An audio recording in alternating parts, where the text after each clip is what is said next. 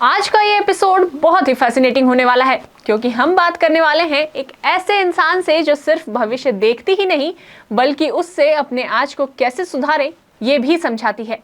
एक 16 साल की लड़की जो काल चक्र को समझने की क्यूरियोसिटी में टैरो कार्ड्स पढ़ना शुरू करती है और सिर्फ 18 साल की उम्र से इसको प्रोफेशनली परस्यू करती है।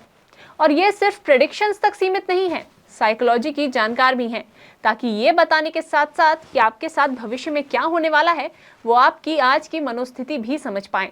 तो बिना समय जाया किए आपको बता दें कि आज हमारे साथ हैं एस्ट्रो आर्टिस्ट सौम्या, एक रिनाउंड एस्ट्रो टैरो काउंसलर, जो हमें बताएंगी कि कैसे हम एस्ट्रोलॉजी के थ्रू अपनी लाइफ को ब्यूटीफुली ट्रांसफॉर्म कर सकते हैं। सौम्या जी, बहुत बहुत स्वागत है आपका हमारे पॉडकास्ट में। एस्ट्रो आर्टिस्ट सौम्या, ये एस्ट्रो आर्टिस्ट इतना यूनिक नेम क्यों? सबसे पहले तो मैं आपको बहुत बहुत धन्यवाद करना चाहूँगी, थैंक यू बोलना चाहूँगी for calling me here. And आपके चैनल के माध्यम से हम आपके दर्शकों तक पहुँच पाएंगे, उनसे कनेक्ट कर पाएंगे। एंड सेकेंडली जो आपका क्वेश्चन है एस्ट्रो आर्टिस्ट का, सो मैं एस्ट्रो आर्टिस्ट के साथ में ही एक लाइन और यूज़ करती हूँ which is beautifying destiny. And I seriously believe कि जब भी हमें किसी चीज़ को खूबसूरत बनाना है तो उसके लिए हमें एक कलाकार होने की ज़रूरत है। सो that is Y I use the word astro artist. तो 18 साल की बहुत छोटी सी उम्र से आपने प्रोफेशनली ये काम शुरू कर दिया, इसके पीछे की क्या स्टोरी है? इसके पीछे की स्टोरी बहुत इंटरेस्टिंग है और थोड़ी सी फ़नी भी होगी, लेकिन एक चीज़ जो उसमें बहुत सिग्निफिकेंट रही है वो है डेस्टिनी। एक छोटे बच्चे से या क्लास में बच्चों से आप पूछें कि भाई आपने बड़े होके क्या बनना है, तो आप नॉर्मली उनका जवाब सुनेंगे डॉक्टर, इंजीनियर, या जैसे आपसे अगर पूछते थे तो आप क्या बोलते थे? जर्नलिस्ट या राइट। हाँ, तो बट कोई भी बच्चा आपको ये जवाब देता नहीं मिलेगा that I want to be an astrologer professionally. So ऐसा ही मेरा भी था, बट डेस्टिनी ने बहुत सिग्निफिकेंट रोल इसमें प्ले किया है। एस्ट्रोलॉजी में मैं इस तरीके से पहुंची, I was first introduce to graphology. Graphology क्या है मैम? ग्राफोलॉजी मतलब हैंड राइटिंग रीडिंग। तो हैंड राइटिंग रीडिंग, सबकी हैंड राइटिंग्स अलग होती हैं। हम जैसे हम स्कूल में तो सब एक ही तरीके से सीखते हैं, हमारी टीचर हमें सिखाती है कर्सिव राइटिंग, ए ऐसे लिखिए, बी ऐसे लिखिए। पर फिर हम जैसे जैसे बड़े होते हैं, सीखा सबने सेम है, फिर भी सबकी हैंड राइटिंग अलग क्यों है? इसलिए क्योंकि पर्सनालिटी, हाँ, विद पर्सनालिटी वो इवॉल्व हो रही है। तो ऐसे ग्राफोलॉजी एंड देन पामिस्ट्री, इस तरीके से मेरी डेस्टिनी ने मुझे यहाँ तक लाया है। और 18 ईयर्स की एज में फाइनली मैंने इसको प्रोफेशनली इसलिए भी शुरू किया because I felt yes there is something in me which is different, and I felt that may be I am on a mission, और मे बी ये जो इंट्यूशन है, जो गॉड गिफ्ट है, जिसके रिव्यूज़ मुझे कई लोगों से मिले, तो कुछ तो बात है। सो that is Y I started at 18। तो क्या क्या मैम इस जर्नी में क्या क्या चैलेंजेस हैं जो आपको फेस करनी पड़ी? सबसे पहला चैलेंज तो यही रहा है दैट जब भी हम कभी बोलते हैं कि हाँ जी कोई एस्ट्रोलॉजर है, आँख बंद करके इमेजिन करते हैं तो हमारे सामने क्या पिक्चर आती है? एक थोड़ा लाइक सीनियर या एल्डरली पर्सन जो बहुत नॉलेजेबल होंगे, आंखों से उनके विजडम झलक रहा होगा, तो यही पिक्चर आती है which is very normal, which is very common. तो मुझसे भी जब कोई मिलने आता था रीडिंग्स के लिए, तो वो माइंड में यही पिक्चर लेके आते थे जिन्होंने मेरी फ़ोटो नहीं देखी होगी। तो पहला सवाल जो मेरे सामने मोस्टली आता था वो था, आप तो बहुत छोटी हैं। तो एक वो डिस्ट्रस्ट वाली फीलिंग तो पहले ही शुरू हो जाती थी जी, कि पता नहीं क्या बता पाएंगी, चलिए देख लेते हैं। तो मुझे हर मोमेंट पे पहले तो अपने आप को प्रूव करना पड़ा है कि आप मुझे एक मौका दे रहे हैं, एंड मैं अपनी कैपेबिलिटीज़ को प्रूव करूं। हर मोमेंट पे I have had that challenge, but thankfully I have taken that challenge like in a very happy way, and उस चैलेंज ने मुझे और ज़्यादा अपने काम में एक्यूरेट और स्ट्रॉन्ग बनने में हेल्प किया है। So this was a major challenge, as was a very big barrier. तो मैम लेकिन आपकी जो एस्ट्रोलॉजी है और टैरो रीडिंग है, इसकी अप्रोच इतनी यूनिक क्यों है? लाइक क्या सोच के आपने इस, एक तो आपने खुद को डिफाइन करने के लिए एक अलग से उस अप्रोच को सेट किया होगा कि वो आपको स्टैंड आउट करे, क्या है उसके पीछे की स्टोरी? जैसे बचपन से ही हम भी काफ़ी एस्ट्रोलॉजर्स पे गए और सब लोग हमारे अराउंड जाते हैं, आपस में डिस्कशंस भी होते हैं। सो आई हैव ऑलवेज सीन बहुत सारे अच्छे एस्ट्रोलॉजर्स भी मैंने देखे, बट कई मैंने ऐसे देखे कि वो और सीखना नहीं चाह रहे थे। सो इन माई जर्नी और in my work, practice has played a very significant role. बचपन से मैंने जो भी चीज़ सीखी उसको मैंने कितना प्रैक्टिस किया है ये मुझे भी नहीं पता है। आप ये सोचिए कि जैसे स्कूल में मैंने बुक्स के थ्रू पामिस्ट्री थोड़ी सी सीखी. I have always relied more on books, not that much on internet. So उसके बाद मैं अगले दिन स्कूल में जाती थी, अपने फ्रेंड्स को ज़बरदस्ती उनके हाथ देख के प्रैक्टिस करके उनको प्रेडिक्शंस देती थी. फिर धीरे धीरे वो सही साबित होने लग गया, तो और बहुत सारे लोग आने लग गए. सो इस तरीके से अभी I have been doing this since professionally since 8 years.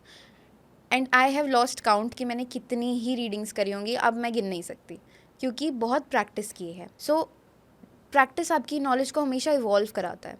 मुझे कई लोगों ने बोला that I am also a very good listener. वो सिर्फ इसीलिए क्योंकि हर व्यक्ति जब मेरे पास कोई रीडिंग कराने आता है, सो आई हैव दैट फीलिंग कि चलिए कुछ नया सीखने मिलेगा, तो अच्छी प्रैक्टिस हो जाएगी. तो वो एक क्यूरियोसिटी रहती है मेरे अंदर. So practice has been helping me a lot to make this unique. तो मैम साइकोलॉजी का, जैसा आपने कहा कि आप बहुत अच्छे लिसनर हैं, तो ये सब साइकोलॉजिकल इफेक्ट्स बहुत इंपॉर्टेंट होती हैं. तो साइकोलॉजी का एस्ट्रोलॉजी में क्या रोल है? आई वुड से दैट ये दोनों ही फील्ड्स अपने आप में बहुत अच्छी, बहुत पावरफुल फील्ड्स हैं, और हम नहीं कह सकते कौन सी ज़्यादा अच्छी कौन सी बुरी, but together they make a very nice tool. इस वे में कि अगर मेरे पास हर तरीके के लोग आएंगे, हर एज ग्रुप के लोग आएंगे. कोई बच्चा है, कोई यंगस्टर है, कोई एजड है, and I have to deal with them, I have to counsel them in their way, in their language. So उससे वो ज़्यादा अच्छे से कनेक्ट हो पाते हैं. तो आपको लगता है कि साइकोलॉजी को एस्ट्रोलॉजी में यूज़ करके एक बहुत बेटर गाइडेंस दिया जा सकता है? जी, क्योंकि मैं अपनी बात को उन तक पहुंचा पा रही हूँ इस तरीके से जिससे वो और ज़्यादा कनेक्ट हो पाए. मनोविज्ञान यही तो हमारी हेल्प करता है. सो एस्ट्रोलॉजी में I have a good prediction, but अगर मान लीजिए कोई नेगेटिव प्रेडिक्शन है, like I have some clients for example जो किसी फील्ड में है, like I have theatre artist, वो ऑलरेडी एक्टिंग में काफ़ी समय से हैं, but if some astrologer tells them कि आपकी कुंडली में तो शुक्र खराब है या कोई भी नेगेटिव रीज़न है, आप तो गलत फील्ड में है, इसको छोड़ दीजिए, तो उस व्यक्ति का मनोबल तो वहीं टूट जाएगा. वो तो बड़ी उम्मीदें लेके आया था. तो इसीलिए साइकोलॉजी का साथ में होना इसलिए भी ज़रूरी है. You tell a person, you predict something, but आप उनको ये भी तो समझाइए ना कि उस चीज़ को जान के आप अपना भविष्य, अपना वर्तमान कैसे खूबसूरत बना सकते हैं, कैसे सोल्यूशंस निकाल सकते हैं. So that is how astrology and psychology together are acting as a very nice tool for me. तो मैम ऑकल्ट या एस्ट्रोलॉजी ने आपकी लाइफ में कैसे हेल्प की है? एस्ट्रोलॉजी, ओकल ने मुझे सबसे पहले तो यूनिवर्स से कनेक्ट कराया है बहुत ज़्यादा. आजकल मैं इंस्टाग्राम वगैरह पे भी काफ़ी यूनिवर्स के कोट्स देखती रहती हूँ. आप भी शायद सुनते होंगे कि universe is always guiding us, universe has our back. So astrology की जर्नी में I have also had that feelings many time कि कोई तो है यूनिवर्स में जो मेरी हेल्प कर रहा है. There is some energy which is guiding me. So it has acted as a guiding light. तो जैसे बहुत यंग उसकी ही बात है, when I was 18 years of age. So हमारे स्टेट में एक ब्यूटी पेजेंट हुआ था, एंड उसमें हमने 1 साल दिया, अपनी पूरी मेहनत दी, एंड थैंकफुली मैं उसमें फाइनलिस्ट में भी पहुंची थी, बट अनफॉर्चुनेटली नहीं जीती. सो फॉर अ 18-year-old जिसने अपना पूरा 1 साल दिया है, सब छोड़ के पूरी मेहनत करी, और वो नहीं जीता, so it was a very major setback. बिल्कुल. So I just rushed back to my cards because at that time I was doing tarot cards. मैं सीख रही थी और I was practicing as I am saying. So I rushed back to my tarot cards. मैंने उनसे सवाल पूछे कि ऐसा क्यों हुआ, डिस्कस किया, बातें करी. तो एस्ट्रोलॉजी आपको हमेशा एक रीज़न देगी कि अगर ये चीज़ हुई है तो ये क्यों हुई है. हाँ, और आगे तो और अच्छा होने वाला है. लाइक स्पेशली जो लोग हार जाते हैं वो सबसे पहला क्वेश्चन ये करते हैं कि मेरे साथ ऐसा क्यों हुआ. सही बात है. तो उसका आंसर भी एस्ट्रोलॉजी में मिलता है. बिल्कुल. आपके साथ कोई भी चीज़, there is nothing like a coincidence around us. इत्तेफाक कुछ नहीं होते. कई चीज़ें हम ऐसे ही साइड कर देते हैं कि चलो इत्तेफाक हुआ होगा, बट ऐसा कभी हो नहीं सकता. Because everything around us is happening for a reason, be it good और बैड, अनफॉर्चुनेटली, बट या there is always a reason behind everything. So astrology ने मेरी इस चीज़ को समझने में बहुत हेल्प करी है, और सेटबैक्स को, क्योंकि मेरे जीवन में भी सेटबैक्स आए. I lost my father at a very young age. So astrology has helped me in this process कि भैया there is always something happening for a reason, अच्छा बुरा जो भी है. एंड ये जो फीलिंग है आपके अंदर that I have an intuition, I am on a purpose, I am on a mission, इसने भी मुझे बहुत ज़्यादा हेल्प किया टू गेट थ्रू दिस, क्योंकि मुझे लोगों की भी हेल्प करनी है. एग्जैक्टली. लाइक आपने उस वक्त अपनी लाइफ का मिशन ये रखा कि खुद के पेन से निकल के दूसरों के पेन को भी सॉल्व करना है. या बिल्कुल. मुझे याद है एक इंसिडेंट, ये मैं आपके चैनल पे इसके बारे में बात कर रही हूँ, वैसे अभी तक मैंने कभी इस बारे में बात करी नहीं, but I was back on my work. मेरे फादर की डेथ के 14th डे के बाद ही मैं अपनी काउंसलिंग में वापस आ गई थी। सो द फर्स्ट पर्सन जो आए थे मेरे पास काउंसलिंग के लिए, उनको पता था कि इनकी फैमिली में ऐसे हुआ है।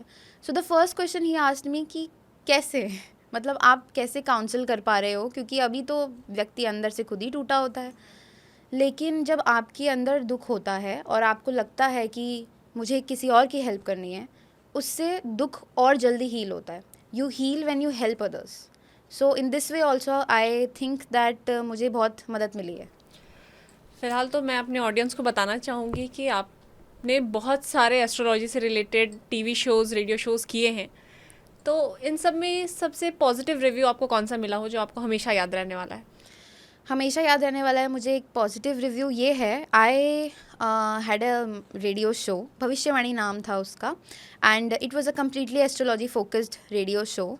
तो देयर वाज दिस लेडी जिन्होंने, शायद वो, क्योंकि हम सोचते हैं कि शायद आज के टाइम पे रेडियो उतने नहीं लोग सुनते होंगे, ऐसा हमें लगता है, बट ऐसा है नहीं वैसे। It's a very good tool. So I did that show and there was this lady जो बहुत वेल बैकग्राउंड से नहीं थी, and she was also not very good in technology, but उन्होंने कहीं से भी मेरा नंबर या मेरा कॉन्टैक्ट निकलवाया, इंस्टाग्राम फेसबुक के थ्रू मुझे कॉन्टैक्ट किया, just to thank me, because she wanted to learn astrology.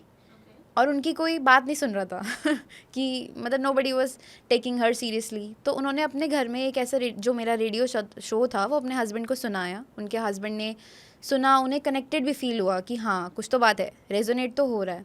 तो वहाँ से उनकी एस्ट्रोलॉजी जर्नी भी शुरू हुई। तो उन्होंने मुझे बाद में फेसबुक पे इस बारे में मैसेज भी किया था। ओके, ये बहुत प्यारी अचीवमेंट है मैम। यही छोटे छोटे अचीवमेंट से लोग आगे बढ़ते हैं। फ़िलहाल हम लोग आगे बढ़ के अभी के बारे में बात करते हैं। साल 2025, इसका क्या थीम रहने वाला है? साल 2025 ये साल होने वाला है मंगल का, मार्स। पिछला साल हमारा था सैटर्न का। तो मंगल सुनते ही एक ज्वाला, फायर, जोश जैसी फीलिंग आने लगती है ना। तो यही थीम है इस साल का। सबसे पहला, you just can not sit down और यू कैन नॉट प्रोक्रेस्टिनेट। अगर आपने किसी चीज़ को टाला तो वो टलने तो खैर नहीं वाली है, लेकिन फिर you have to learn it the hard way. मतलब ये साल है एक्शन का, एग्जीक्यूशन। कोई प्लान अगर आपके मन में बहुत समय से था कि हाँ यार ऐसे एग्जीक्यूट करूँगी, या मतलब इस तरीके से मैं कुछ नया स्टार्ट करूँगी, तो ये साल है। Do it now, but don't do it impulsively. तो वही नेक्स्ट क्वेश्चन मेरा यही है कि 2025 में ये तो है कि जो भी करना है एक्साइटमेंट के साथ करना है, टाइम वेस्ट नहीं करना, लेकिन क्या नहीं करना चाहिए 2025 के हिसाब से? जी, मोस्ट इम्पॉर्टेंटली देखिए, मंगल का साल है, और जब भी हम एस्ट्रोलॉजी में बात करते हैं मंगल की, तो ये ब्लड का भी कनेक्शन बनाता है, and there are some minor और मेजर एक्सीडेंट्स हैपनिंग अराउंड। तो सबसे पहले तो हम ऑलरेडी बहुत न्यूज़ सुन रहे हैं एक्सीडेंट्स वगैरह की। तो सबसे ज़रूरी तो ये है, स्पीड आपको हर चीज़ में, नॉट इवन इन ड्राइविंग, हर चीज़ में ना जल्दबाजी आपको एक्साइट करेगी कि हाँ कर लेते हैं, बट वहीं रुक जाओ। जैसे ही आपका इम्पल्स आपको ओवर पावर करने लगे, तो हमें वहीं रुक जाना है। ये जनरली भी सब पे अप्लाई होगा, एंड पर्टिकुलरली भी there will be a lot of times कि आपका अग्रेशन आप पे हावी हो जाएगा। मंगल कह रहा है वहीं रुक जाओ। अगर कोई चीज़ ऐसी आप पे हावी है तो आज मत करो, कल सुबह करनी है, सोचना उस बारे में, जो sleep over it, but don't do it. Same is with, आप रश ड्राइविंग नहीं कर सकते, थोड़ा आराम से चलाइए भाई। So there is a lot of negative things happening also. So speed रहेगी इस साल, लेकिन सबको उस स्पीड को कैसे डायरेक्शन देनी है, एग्जैक्टली वो हमारे हाथ। हाँ ये हमें देखना पड़ेगा। मैम ये शनि और साढ़े सती ये क्या है? जी, एक तो जैसे ही हम शनि की बात करते हैं, एक डर का माहौल बन जाता है। जी, ये है, ये मैंने कई लोगों से सुना। सैटर्न, शनिदेव से सब लोग बहुत डरते हैं। तो साढ़े सती सुन के तो और मतलब हाँ। उनकी रूह कांप जाती है कि साढ़े सती लग गई तो हाँ। फिर तो वो तो साढ़े सती सुनते ही तो और टेंशन हो जाती है। तो सबसे पहले तो मैं साढ़े सती के बारे में बात करने से पहले सबसे ये रिक्वेस्ट करूँगी कि अपने माइंड से जितने भी प्रेजुडिस हैं कि शनिदेव बहुत डरावने हैं, ये सब हटा दीजिए। और ये समझिए कि जैसे हमारे घर में कोई एल्डरली पर्सन होते हैं, लाइक मे बी दादाजी, नाना जी, कोई एजड पर्सन है, तो हाँ ठीक है, थोड़े गुस्से वाले हैं, मतलब यू कैन से कि यार वो तो बड़े स्ट्रिक्ट हैं। स्ट्रिक्ट है, right? जी, लेकिन वो अगर आपका दिल साफ है तो वो कुछ नहीं करेंगे। तो 7.5 का मतलब है कि बेटा अब आप बड़े हो गए हो, एक्सपीरियंसेस के लिए तैयार हो जाओ, अब आपकी नेक्स्ट लेवल की क्लास जो है अब आप ज्वाइन कर रहे हैं। 7.5 का अपने आप में मतलब ही है अब बड़े हो जाओ, मैच्योरिटी अगर खुद से ला सकते हो तो ठीक है, वरना फिर मैं लाऊंगा। ओके, लाइक ये 7.5 का कंटेक्स्ट होता है मैच्योरिटी से रिलेटेड। जी, मतलब 7.5 का मतलब ही है कि अब आपको जीवन को थोड़ा सीरियसली लेना है एंड काफ़ी कुछ नया सीखने मिलेगा। सीखते जाओ, just take it as a lesson.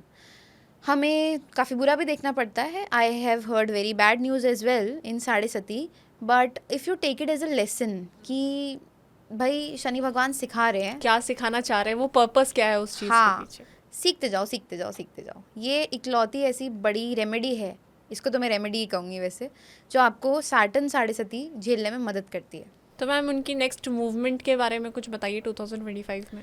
जी, 2025 तो काफ़ी सिग्निफिकेंट 7.5 वाइज है ही, क्योंकि अभी 29 मार्च को ही शनि भगवान कुंभ राशि से मीन राशि में मूवमेंट कर रहे हैं। जी, कुंभ मतलब एक्वेरियस से वो पाइसेस में जा रहे हैं एंड काफ़ी मेजर मूवमेंट है, और सैटर्न हर 2.5 साल में मूवमेंट चेंज करते हैं। तो अभी वो पाइसेस में शिफ्ट हो जाएंगे, जिससे 7.5 मूवमेंट भी आने वाला है काफ़ी।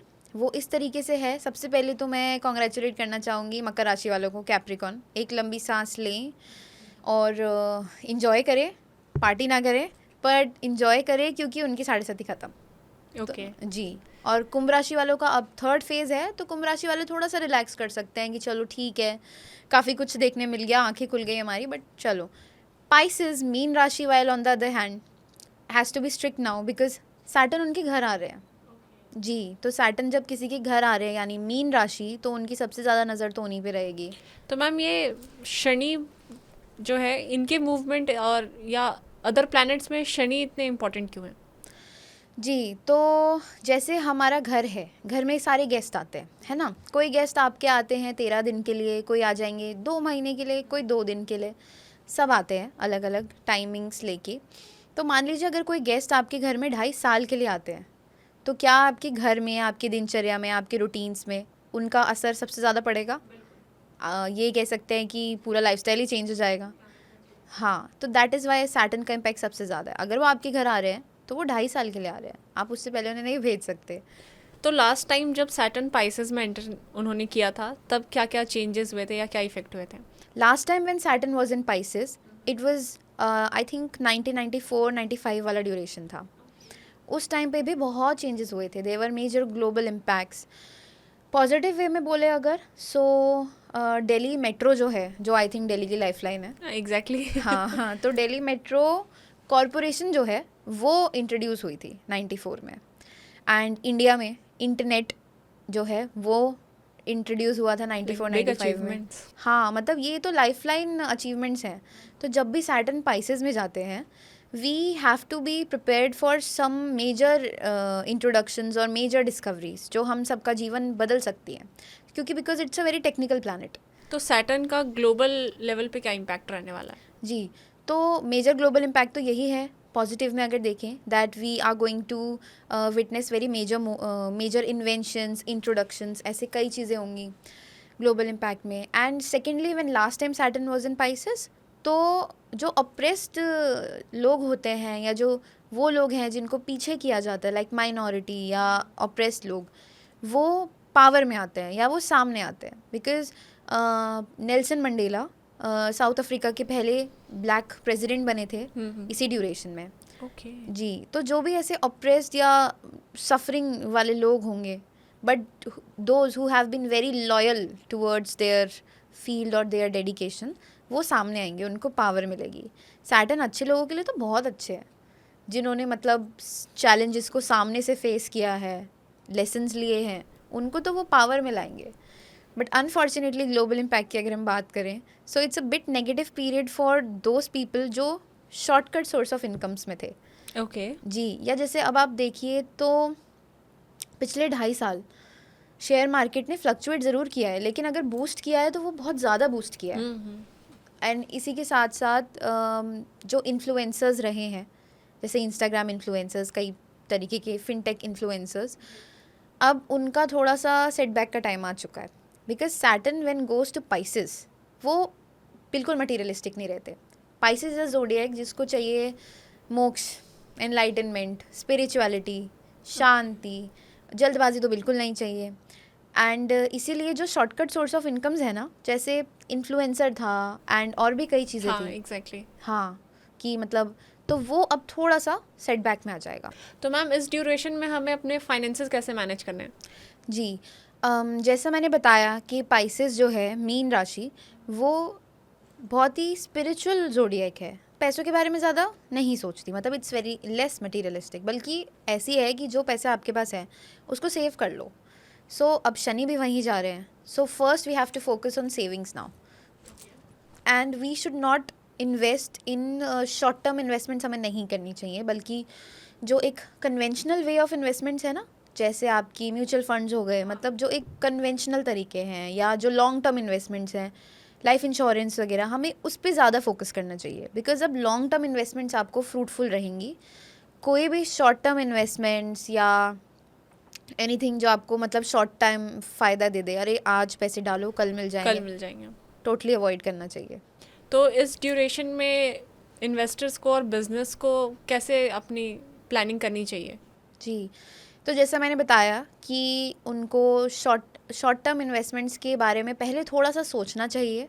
एंड क्योंकि ये साल भी मंगल का है, सो दे शुड बी अवेयर कि कोई भी इम्पल्सिव स्टेप ना ले, कि बिना आपने कैलकुलेशंस के आपने अभी स्टेप इन कर लिया और इन्वेस्टमेंट्स कर लिए. तो इम्पल्सिव डिसीजंस बिल्कुल नहीं लेने हैं. And secondly long term investments की तरफ फोकस करना है. बिजनेसेस को भी यही चीज़ देखनी है, क्योंकि ना शनि जब भी मीन राशि में आ जाते हैं तो वो उन लोगों का साथ देते हैं जिनकी नॉलेज बहुत वैलिड है, फैक्चुअल है. मतलब अगर आप कोई चीज़ प्रमोट कर रहे हो, मान लीजिए आप कोई ब्रांड प्रमोट कर रहे हैं, तो आप उसमें जो जो वादे कर रहे हैं, लाइक इट्स ऑथेंटिसिटी पे वो ज़्यादा. ऑथेंटिसिटी. जी, आपका हर काम ऑथेंटिक होना चाहिए. बिजनेसेस को भी इस चीज़ का ध्यान रखना चाहिए. And apart from that, if we talk about कि किन किन चीज़ों में इन्वेस्टमेंट्स थोड़ी बेटर रहेंगी, तो सिंस वाटरी साइन है, तो जो इन्वेस्टर्स हैं they can invest more on shares related to water और लिक्विड्स, और मे बी डिफेंस, क्योंकि मंगल का साल है तो इस साल डिफेंस भी थोड़ा ग्रो करेगा. तो इन चीज़ों में वो थोड़ा ज़्यादा इन्वेस्ट कर सकते हैं. तो मैम क्या इन प्लानिटरी मूवमेंट से नेचुरल डिजास्टर का रिस्क या कब हैपन होंगे, ये सब का भी पता चलता है? जी, बिल्कुल. जैसे मैंने कहा कि एस्ट्रोलॉजी और ये जो कॉम्बिनेशंस हैं, ये हर तरीके के सवालों को कवर करते हैं. हाँ, बस ये है कि अभी हमें और ज़्यादा काफ़ी डिस्कवरीज इसमें करने की ज़रूरत है. रिसर्च सबकी चालू है. तो जैसे प्लानिटरी मूवमेंट्स हैं, ये भी जब मान लीजिए एक साथ एक ही ज़ोडिएक में आ गए, या और भी कई ऐसे कॉम्बिनेशंस होते हैं, तो ये हमें थोड़ा आइडिया तो देते हैं. अभी कुछ ही दिन पहले मैं पढ़ रही थी, टर्की में 2023 में अर्थक्वेक आया था काफ़ी बड़ा. तो मैं न्यूज़ में ही देख रही थी कि दे वर सेइंग कि उस अर्थक्वेक के आने से 2 दिन पहले ही देयर वाज सम साइंटिस्ट या एस्ट्रोलॉजर हैं, उन्होंने पोस्ट किया था कि ऐसा कुछ होने के पूरे चांस हैं. एंड इवन उन्होंने लोकेशन भी शेयर की थी, not exactly the city, but कि मतलब इस एरिया में जी, इस रीजन में अर्थक्वेक्स के काफ़ी चांस है. 2 दिन पहले ही उन्होंने पोस्ट किया था. सो ऐसे अगर आप देखेंगे तो ऐसे कई सारे केसेस रहे हैं जिसमें द एस्ट्रोलॉजर्स जो है वो उन्होंने प्रेडिक्ट किया है कि इस रीजन में, not exactly the city, but इस रीजन में थोड़ा सा दिक्कत हो सकती है.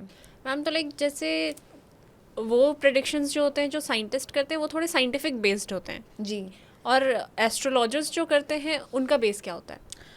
एस्ट्रोलॉजर्स जो, सबसे पहले तो ना ये एक बहुत बड़ा डिस्कशन पता नहीं क्यों बन गया है दुनिया में कि एस्ट्रोलॉजी साइंस है या आर्ट. मैं ये सजेस्ट करना चाहूँगी कि हम उस डिस्कशन से आगे बढ़ के ही सोचेंगे. हम क्यों एस्ट्रोलॉजी को साइंस या आर्ट की कैटेगरी में ज़बरदस्ती लाने की कोशिश करें? क्या पता ये दोनों का कॉम्बिनेशन हो.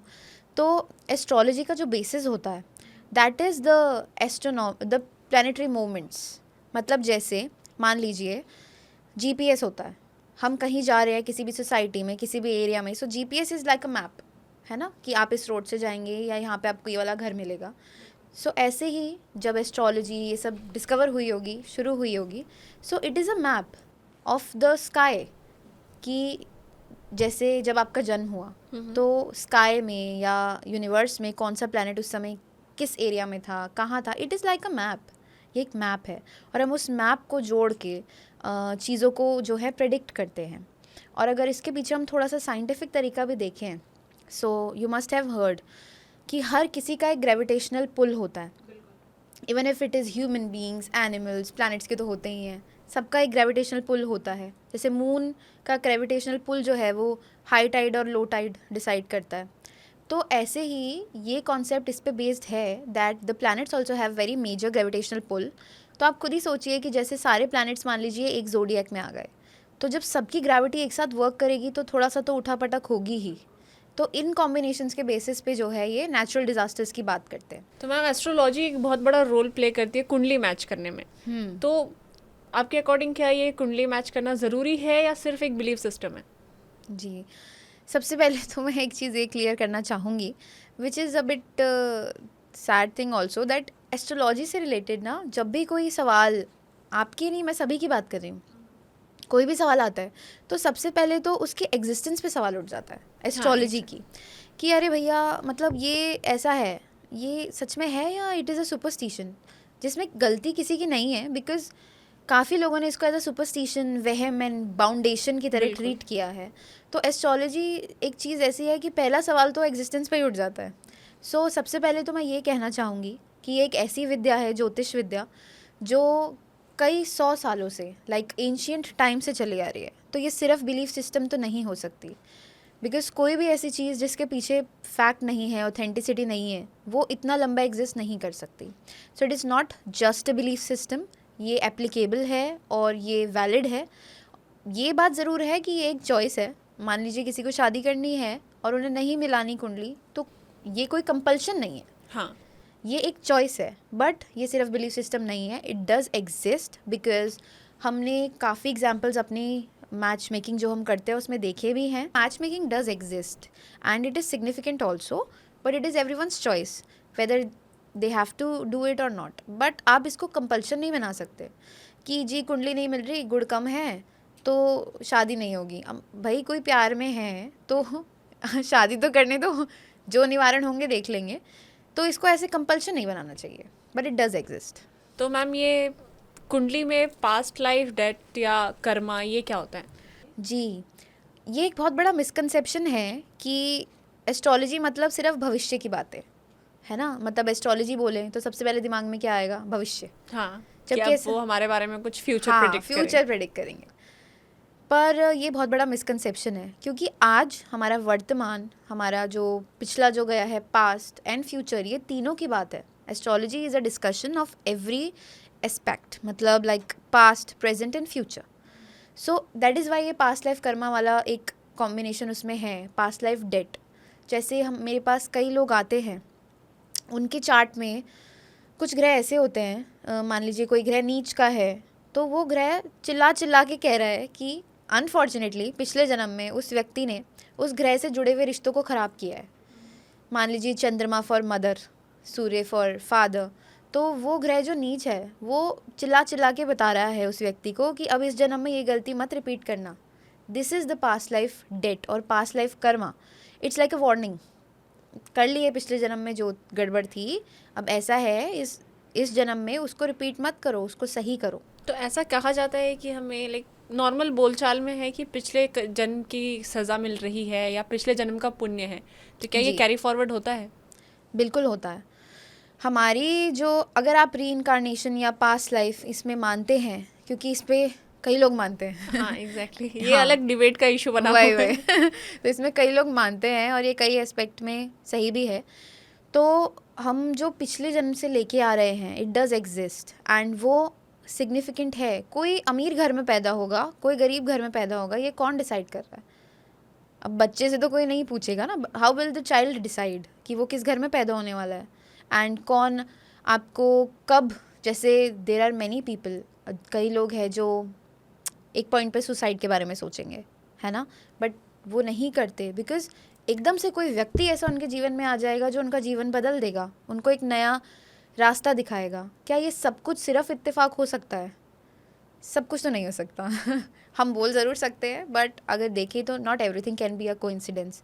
हम पास्ट लाइफ से अपने कर्मा ला भी रहे हैं, उनको सही भी कर रहे हैं, और जो इस जन्म में हम अच्छा कर रहे हैं उसे आगे के लेके भी जा रहे हैं। Everything is working in a circle.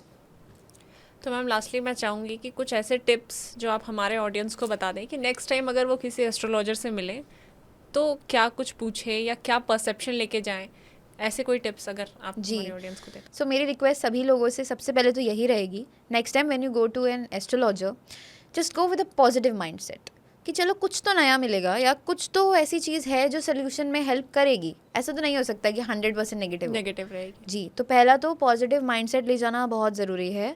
और आपकी कुछ भी प्रेजुडिस है कि भाई अंधविश्वास है, ये है, वो है, टैबू है, उसको घर के बाहर रखिएगा और अपनी डिस्कशन शांति से कीजिएगा। तो इस इंटरेस्टिंग कन्वर्सेशन को, एस्ट्रोलॉजी के इतने एस्पेक्ट्स को जानने के बाद इस कन्वर्सेशन को, इस पॉडकास्ट को यहीं एंड करते हैं।